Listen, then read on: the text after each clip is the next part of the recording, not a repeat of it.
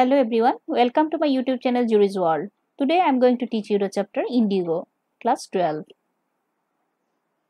This is written by Louis Fisher, 1896 to 1970. He was born in Philadelphia.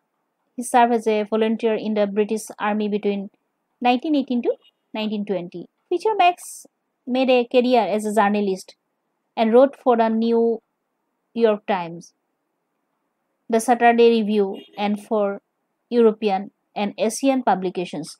He was also a member of the faculty at Princeton University. The following is an excerpt from his book, The Life of Mahatma Gandhi.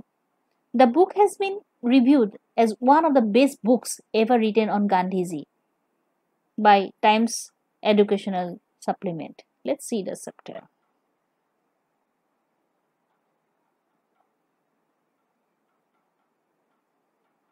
When I first visited Gandhiji in 1942 at his ashram in Sevagram in central India, he said, I will tell you how it happened that I decided to urge the departure of the British. It was in 1917. He had gone to December 1916 annual convention of the Indian National Congress Party in Lucknow. There were 2,301 delegates and many visitors.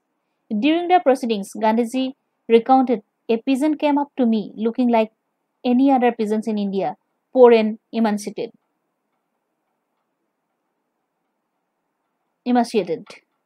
and said, I am Rajkumar Shukla. I am from Samparan, and I want you to come to my district. Gandhiji had never heard of the place. It was in the foothills of the towering Himalayas near the kingdom of Nepal. Under an ancient arrangement, the Samparan peasants were sharecroppers. Rajkumar Shukla was one of them. He was illiterate but resolute. He had come to the congregation to complain about the injustice of the landlord system in Bihar, and somebody had probably said, speak to Gandhi. Gandhi told Shukla he had an appointment in Kanpur and was also committed to go to other parts of India. Shukla accompanied him everywhere. Then Gandhi returned to his ashram near Ahmedabad. Shukla followed him to the ashram. For weeks he never left Gandhiji's side. Fix a date, he begged. Impressed by the sharecropper's tenacity and story, Gandhi said, I have to be in Calcutta on such and such a date. Come and meet me and take me from there. So, a month past, Shukla was sitting on his haunches at an appointed spot in Calcutta when Gandhiji arrived. He waited till Gandhi was free. Then the two of them boarded a train from the city of Patna in Bihar. There Shukla led him to the houses of a lawyer named Rajendra Prasad, who later became president of the Congress Party and of India. Rajendra Prasad was out of town, but the servant knew Shukla as a poor yeoman who pestered their master to help the indigo sharecroppers. So they let him stay on the grounds with his companion, Gandhiji, whom they took to be another peasant, but Gandhiji was not permitted to draw water from the well, lest some drops from his bucket pollute the entire source. How did they know that he was not an untouchable? So, Gandhiji actually tells Louis Fisher when the idea of the departure of British came in his mind. And this story, the Indigo, Gandhiji took up the cause of the poor peasants of Samparan in 1916.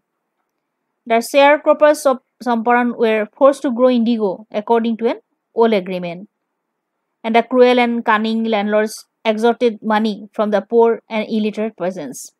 They made them sign a new agreement. They extorted compensation for freeing their land. Gandhiji's long and heroic struggle ended with the victory of civil disobedience. The English landlords were compelled to return 25% of the money they had extorted from the sharecroppers. So, Gandhiji tells all these things to Louis Fleischer in 1917. Gandhiji had gone to the December 1916 annual convention of the Indian National Congress in Lucknow. A poor peasant came up to him, and he was Rajkumar Shukla. He was from Samparan. He wanted Gandhiji to come to his district. And Gandhiji had never heard of the place. It was near the kingdom of Nepal in Bihar. Shukla was a sharecropper. Rajkumar Shukla was illiterate but resolute, and he had come to the Congress session to complain against the injustice of landlord system in Bihar.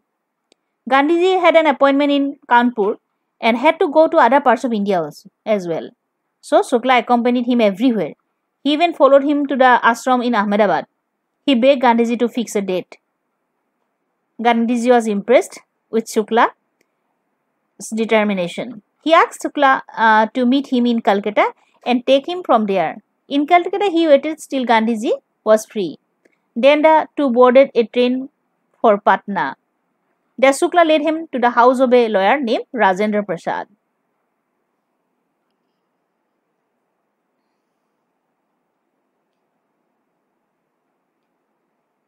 Gandhiji decided to go first to Muzaffarpur, which was en route to Samparan, to obtain more complete information about condition than Shukla was capable of imparting. He accordingly sent a telegram to Professor J.B. Kripalani of the Arts College in Muzaffarpur, whom he had seen at Tagore's Santiniketan school. The train arrived at midnight, 15 April 1917. Kripalani was waiting at the station with a large body of students. Gandhi stayed there for 2 days in the home of Professor Malkani, a teacher in a government school. It was an extraordinary thing in those days, Gandhi commented, for a government professor to harbor a man like me. In smaller localities, the Indians were afraid to show sympathy for advocates of home rule. The news of Gandhi's advent of the nature of his mission spread quickly through Muzaffarpur and to Samparan. Sharecroppers from Samparan began arriving on foot and by conveyances to see their champion. Muzaffarpur lawyers called on Gandhi to brief him. They frequently represented peasants groups in court. They told him about their cases and reported the size of their fee. Gandhiji cited the lawyers for collecting big fee from the sharecroppers. He said, I have come to the conclusion that we should stop going to law courts. Taking such cases to the courts does little good, where the peasants are so cursed and fear stricken. Law courts are useless. The real relief for them is to be free from fear. Most of the arable land in the Champaran district was divided into large states owned by Englishmen and worked by Indian tenants. The chief commercial crop was indigo. The landlords compelled all tenants to plant 3/20 or 15% of their holdings with indigo and surrender the entire indigo harvest as rent. This was done by long-term contract. Presently, the landlords learned that Germany had developed synthetic indigo. They thereupon obtained agreements from the sharecroppers to pay them compensation for being released from the 15% arrangement. The sharecroppers' arrangement is irksome to the peasants, and many signed willingly. Those who resisted engaged lawyers. The landlords hired thugs. Meanwhile, the information about synthetic indigo reached the illiterate peasants who had signed and they wanted their money back. At this point, Gandhiji arrived in Samparan. He began by trying to get the facts. First, he visited the secretary of the British Landlords Association. The secretary told him that they could give no information to an outsider. Gandhiji answered that he was no answer there. Next, Gandhiji called on the British official commissioner of the Tirut division in which the Champaran district lay. The commissioner, Gandhi reports, proceeded to bully me and advised me forthwith to leave Tirut. Gandhi did not leave. Instead, he proceeded to Motihari, the capital of Champaran. Several lawyers accompanied him. At the railway station, a vast multitude greeted Gandhi. He went to a house and, using it as headquarters, continues his investigations. A report came in that a peasant had been maltreated in a nearby village. Gandhiji decided to go and see the next morning. He started out on the back of an elephant. He had not proceeded far when the police superintendent's messengers overtook him and ordered him to return to town. In his case, Gandhiji complied. The messenger drove Gandhi home, where he served him with an official notice to quit Champaran immediately. Gandhiji signed a receipt from the notice and wrote on that he would disobey the order. In consequence, Gandhiji received a summons to appear the court that next day. All night Gandhiji remained awake. He telegraphed Rajendra Prasad to come from Bihar with influential friends. He sent instruction to the ashram. He wired a full report to the viceroy. So, Gandhiji decided to go first to Muzaffarpur. He wanted to obtain complete information about conditions in Champaran. Professor J.B. Kripalani waited for Gandhi at the station with a large body of students, and Gandhiji stayed for 2 days in the house of Professor Malkani. The news of Gandhi's arrival spread quickly through Muzaffarpur and then to Champaran. Sharecroppers for Champaran arrived on foot to meet their champion, and Muzaffarpur lawyers called on Gandhi to brief him. Gandhiji cited them for collecting huge fees from the poor sharecroppers. Most of the arable land in Champaran was owned by Englishmen. Indian tenants worked on the land, and Germany had developed synthetic indigo. Now, indigo plantation was not very profitable actually. Therefore, they obtained new agreements from the sharecroppers. They were to pay to the landlords compensation for being released from the 15% arrangement. According to the previous agreement, English landlords compel all tenants to plant 15% of their land with indigo. They had to surrender the whole indigo crop to the landlords as rent. Those who opposed were tortured by their hired bullies. Meanwhile, the illiterate peasants saw through the trick of landlords. They were not ready to pay the compensation. Those who had signed wanted their money back. So Gandhiji made the secretary of first the British Landlords Association, but he didn't give him any information. Gandhiji made the commissioner. He only bullied him and advised him to leave the place. Gandhiji did not leave actually. He proceeded to Motihari, the capital of Champaran. A huge crowd greeted Gandhi at the station. A peasant had been maltreated in a nearby village, and Gandhiji went there on back of an elephant. Gandhiji was asked to return to the town. He was served with an official notice to quit Champaran immediately. Gandhiji made it clear that he would disobey the order. So Gandhiji received a summons to appear in the court the next day. All night Gandhiji remained awake. He wired a full report to the viceroy. The next morning, thousands of peasants demonstrated to support Gandhi. It was that he wired the full report of the viceroy. Morning found the town of Motihari black with peasants. They did not know Gandhiji's record in South Africa.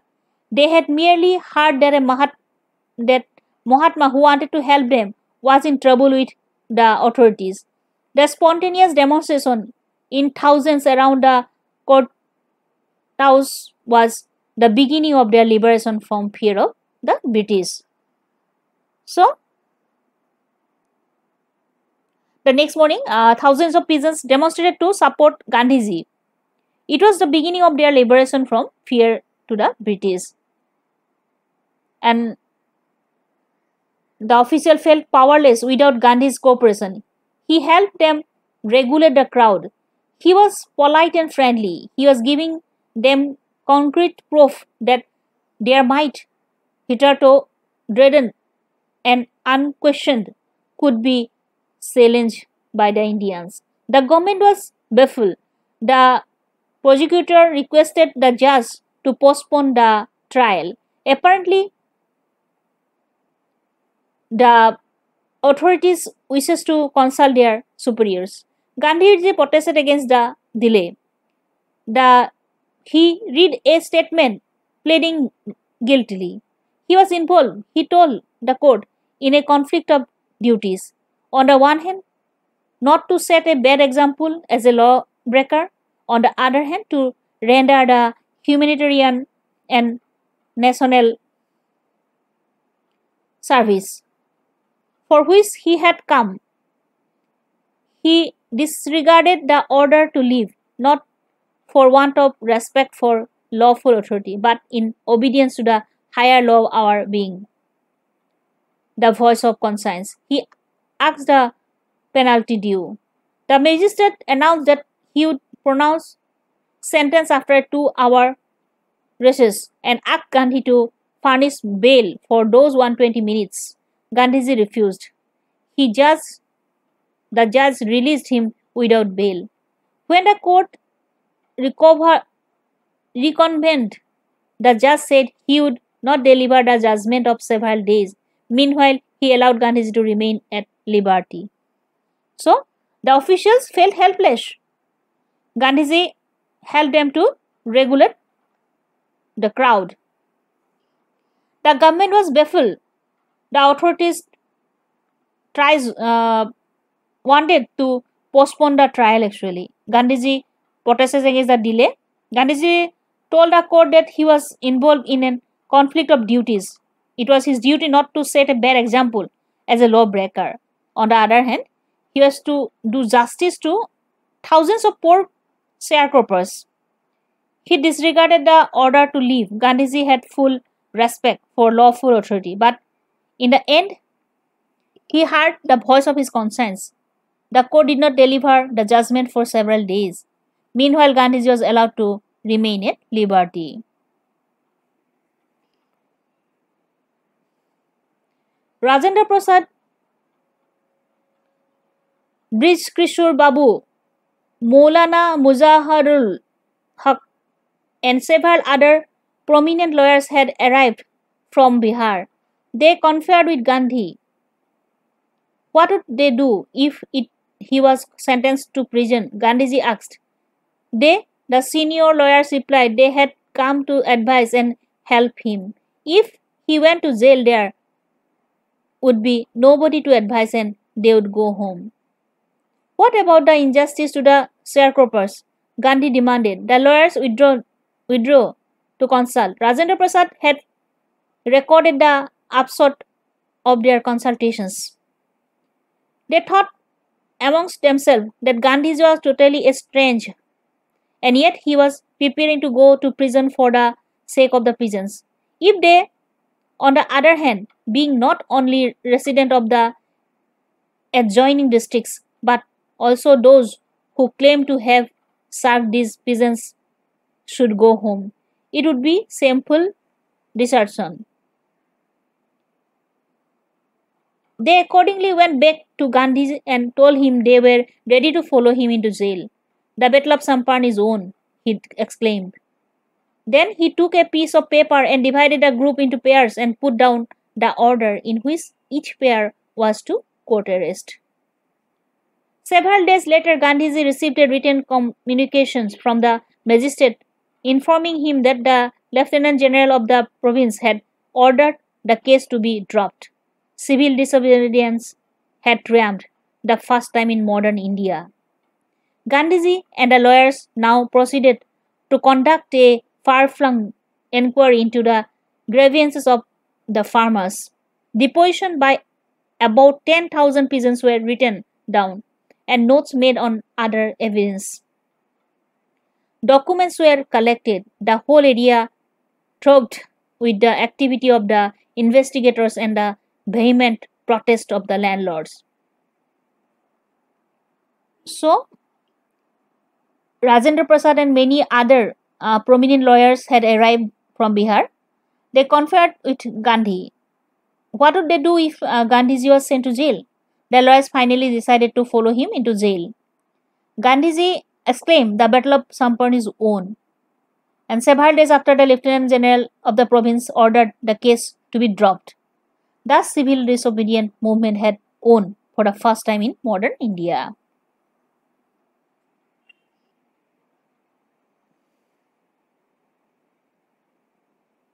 Gandhiji and the lawyers now proceeded to conduct a far-flung inquiry into the grievances of the farmers.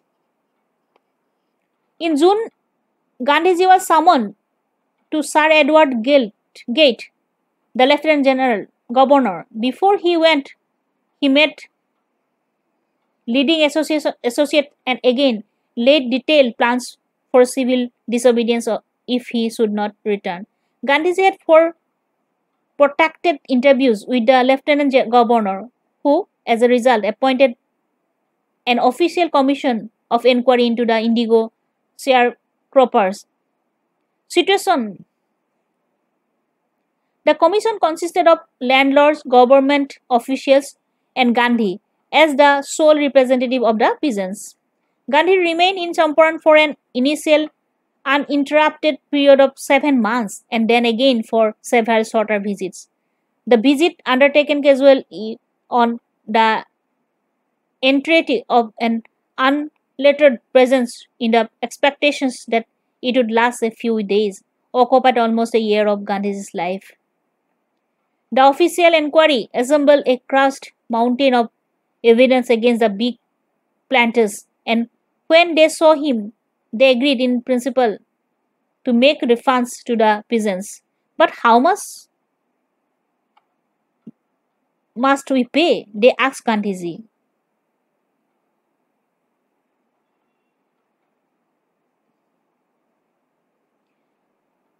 They thought he would demand repayment in full the money which they had illegally and deceitfully extorted from the sharecroppers.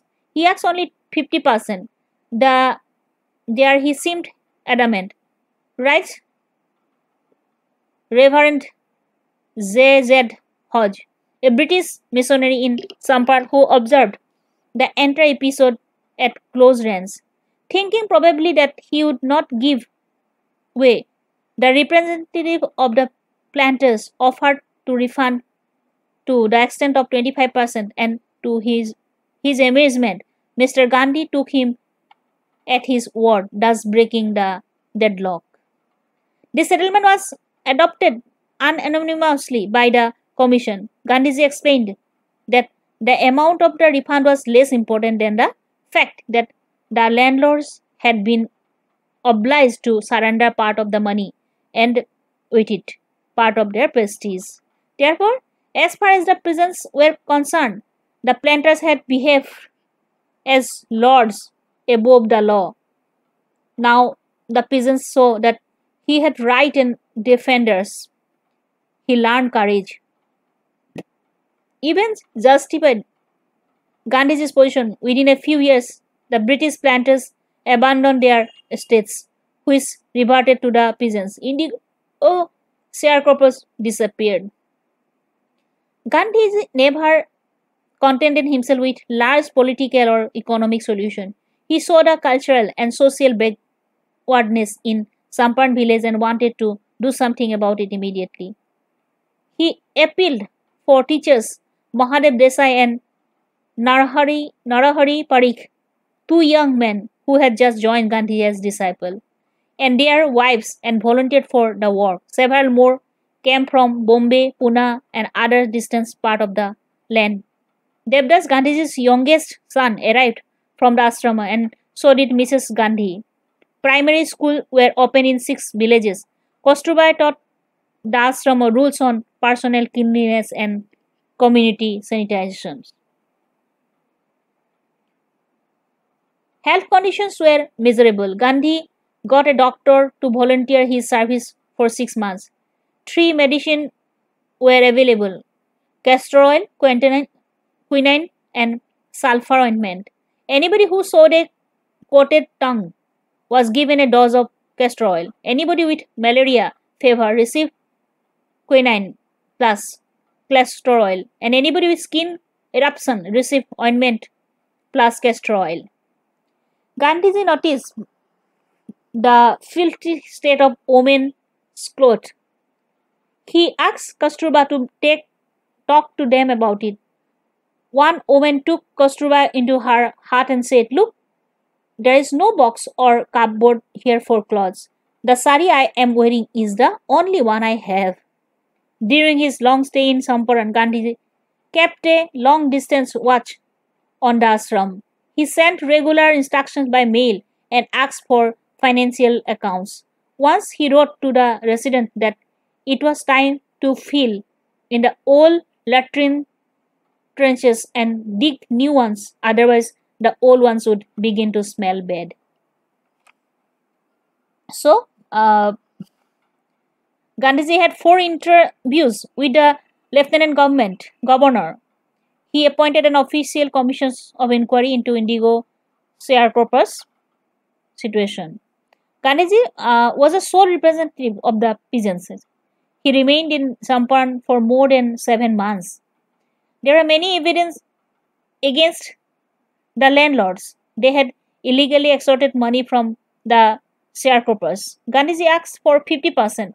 The planters offered to refund only 25%. Gandhiji agreed, and the deadlock was broken. After that, Gandhiji gave his importance on the social work also. Gandhiji saw the cultural and social backwardness in Samparan villages.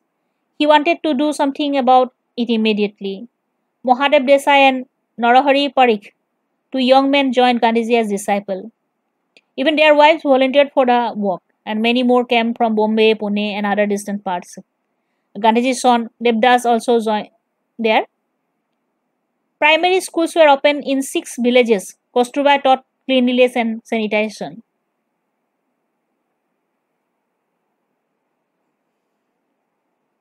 The Samparan episode was a turning point in Gandhiji's life. "What I did," he explained, "was a very ordinary thing. I declared that the British could not order me about in my own country." But Samparan did not begin as an act of defiance. It grew out of an attempt to alleviate the distress of large number of poor peasants. This was the typical Gandhi pattern. His politics were intertwined with the practical, day-to-day problems of the millions. His was not a loyalty of obstruction, it was a loyalty to living human beings. In everything Gandhi did, moreover, he tried to mold a new free Indian could stand on his own feet and thus make India free. Early in the Samparan action, Charles Freer Andrews, the English pacifist who had become a devout follower of the Mahatma, came to bid Gandhiji farewell before going to a tour to duty to the Fiji island.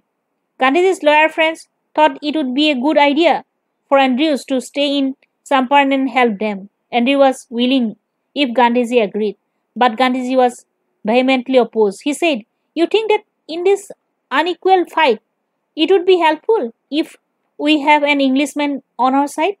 This shows the weakness of your heart. The cause is just and you must rely upon yourself to win the battle. You should not seek a prop in Mr. Andrews because he happens to be an Englishman." He had read our minds correctly, Rajendra Prasad comments, and we had no reply. Gandhiji in this way taught us a lesson in self-reliance. Self-reliance Indian independence and helped to sharecroppers were all bound together. So, Gandhiji, with the help of Mahadev Desai and Narahari Parikh, two young men he took as a disciple, and even their wives also volunteered for this social work. Many more came from Bombay, Pune, and other distant parts, and even Gandhiji's own son Devdas also joined them. Primary schools are open in 6 villages, and Kostuba, his wife, taught cleanliness and sanitization. The Sampan episode was a turning point in Gandhiji's life. It didn't begin as an act of defiance. It was an attempt to elevate the distress of the poor peasants. Gandhiji tried to mold a new free India.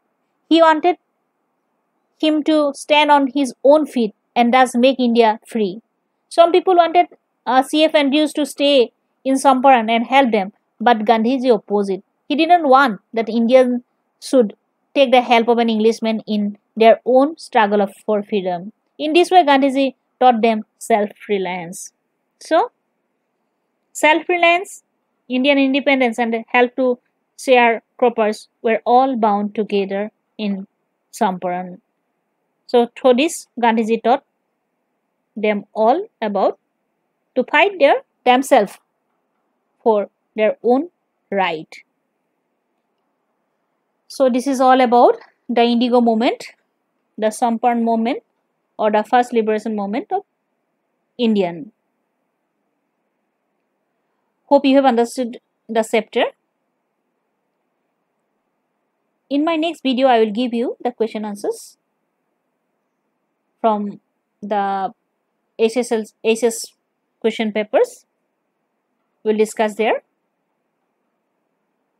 Thank you for watching my videos. If you like it, then do like, share and subscribe. Thank you.